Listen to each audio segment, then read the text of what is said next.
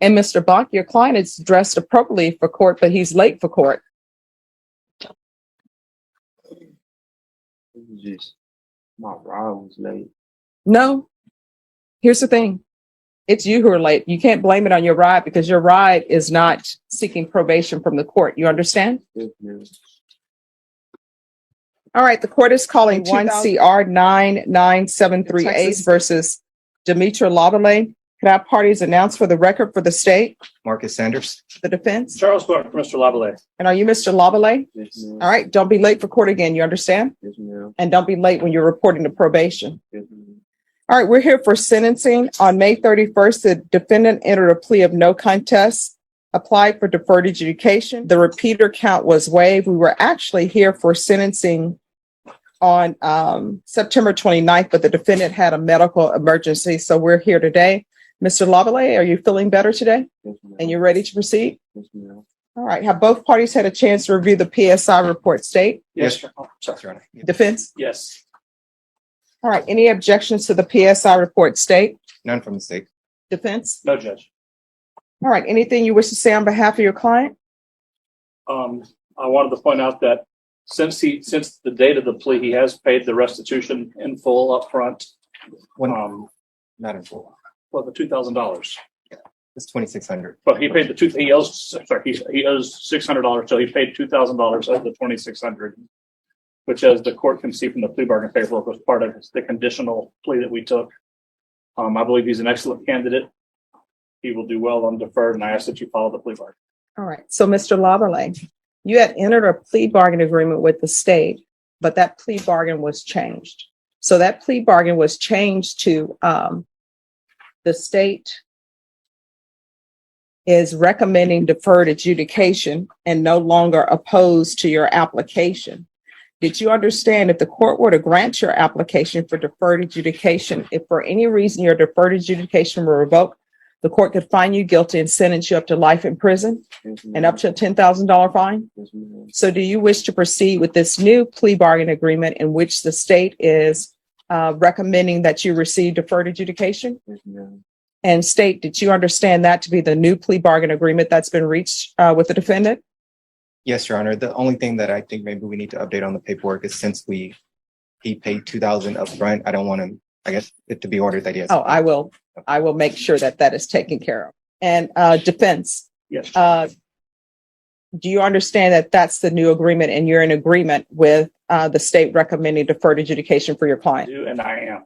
And did you have ample opportunity to discuss the change in the plea bargain agreement with your client? Yes, Judge. And you believe he is aware of the consequences of receiving deferred adjudication for this case? Absolutely. When the GPS monitor comes off, it's more than just removing a piece of plastic and wiring. It's a test of maturity, responsibility, and discipline.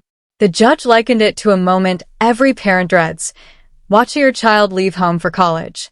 Suddenly, there's freedom, and with it, the temptation to go off the rails.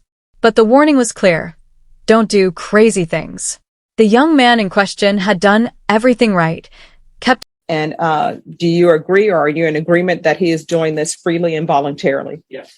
All right. If there is nothing else from either side with regards to the PSI report, anything else you wish to say on behalf of your client? No, Your Honor. All right. So, Mr. Lavallee, how old are you?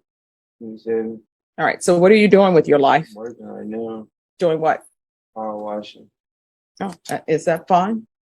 I mean, No. So what are you planning on doing? I'm going to get my CDL. All right. So when are you doing that?